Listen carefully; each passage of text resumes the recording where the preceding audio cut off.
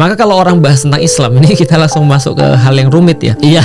Kalau kita bahas Islam ya misalnya ya. Ya. Islam itu kan bagi beberapa orang rumit ya. Ya. Kenapa bagi beberapa orang rumit? Karena dia mulai langsung penjelasannya syariat.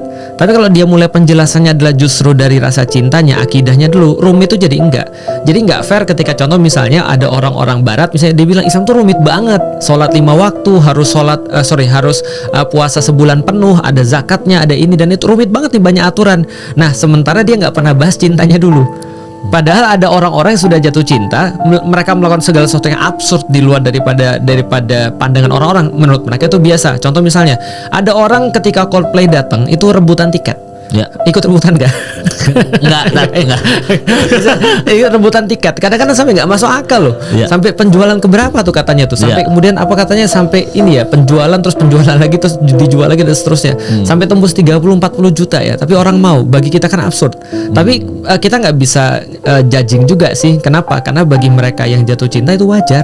Itu maksudnya. Itu udah sesuatu biasa gitu maksudnya. Jadi justru orang jatuh cinta tuh minta direpotin. Ini apalagi harus kita lakukan gitu kan ya.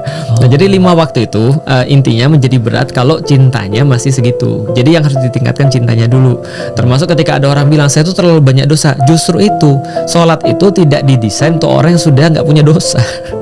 Justru sholat itu didesain untuk orang yang punya dosa. Makanya dia sholat. Artinya sholat itu kan bagi orang punya dosa ya mas ya. Ya. Yang ketika terakhir kali kita selesai kita sholat terakhir itu kita sudah assalamualaikum warahmatullahi wabarakatuh. Assalamualaikum warahmatullahi wabarakatuh. Kita nggak disuruh bilang alhamdulillah keren banget gue. Kita disuruh bilang astagfirullahaladzim. Kita justru merasa bahwa kita punya dosa, makanya kita sholat.